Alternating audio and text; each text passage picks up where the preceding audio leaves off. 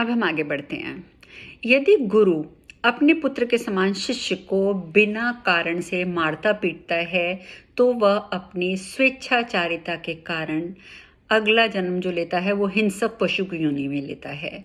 और जो पुत्र अपने माता पिता का अनादर करता है वो मरने के बाद पहले गधा बनता है, गधे का शरीर पाकर 10 वर्षों तक जीवित रहता है, फिर 1 साल तक घड़ियाल रहने के बाद वो मानव योनि में दोबारा उत्पन्न होता है।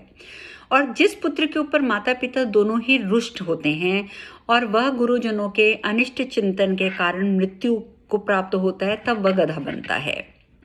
तो इस प्रकार अलग अलग बहुत से हमारे कर्मों के बारे में यहाँ बताया गया है। बृहस्पति जी आगे कहते हैं कि वह बालक गधे की योनि में 10 मास तक जीवित रहता है, उसके बाद 14 महीने वह कुत्ता बनता है और 7 महीने बिलाव बनकर अंत में मनुष्य योनि को वो प्राप्त होता है।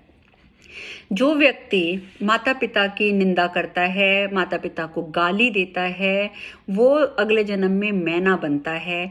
और जो माता पिता को मारता है वो अगले जन्म में कछुआ बनता है। और 10 वर्ष तक वो जो अपने माता पिता के ऊपर हिंसा करता है वो व्यक्ति अगले जन्म में जब कछुआ बनता है तो वो 10 वर्ष तक कछुआ रहता है, फिर 3 वर्ष तक वह साही बनता है और फिर 6 महीने तक वह सांप बनता है। उसके बाद जाकर उसको पुनः मनुष्य योनि प्राप्त होती है। और जो पुरुष राजा के टुकड़े खाकर पलता हुआ भी मोहवश हो जाता है और उसी के शत्रुओं की सेवा करने लग जाता है, वो मरने के बाद बंदर बनता है। वो 10 वर्ष तक बंदर बना रहता है, 5 वर्ष तक चूहा बनता है उसके बाद, और फिर 6 महीने तक वो कुत्ता बनता है। उसके पश्चात उसे मनुष्य योनि में पुनः जन्म जो है वो प्राप्त हो जाता है। जो दूसरे की धरोहर को हड़प लेता है, यानी कि दूसरे के सामान को खींच लेता है, अपने पास ले आता है धोखे से, वो यमलोक में जाता है और क्रमशः 100 योनियों में भ्रमण करता रहता है और उसके बाद वो कीड़ा बनता है।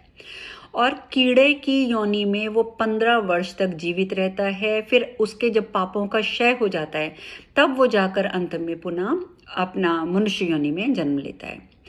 दूसरों के दोष को ढूंढने वाला मनुष्य हरिण की योनि में जन्म लेता है, और जो अपनी खोटी बुद्धि के कारण किसी के साथ विश्वासघात करता है वह मनुष्य मछली बनता है। 8 वर्ष वो मछली बन के रहता है, उसके बाद 4 मास तक वह मृग अर्थात हिरण बनता है।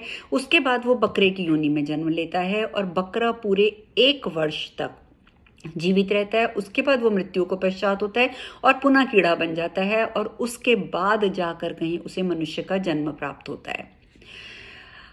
वो कहते हैं, बृहस्पति जी आगे कहते हैं, युधिष्ठिर महाराज, जो पुरुष लज्जा का परित्याग करके अज्ञान और मोह के वशीभूत होकर जौ, धान, तिल, उड़द, कुलसी, सरसों, चना, मटर, मूंग, गेहूं आदि इस तरीके की अनाजों की चोरी करता है, वो मरने के बाद चूहा बनता है। फिर वह चूहा मृत्यु के पश्चात सूअर बनता है, और सूअर का जैसे ही उसका सूअर के रूप में जन्म होता है उसको एक रोग ग्रस्त होता है और उसकी मृत्यु हो जाती है।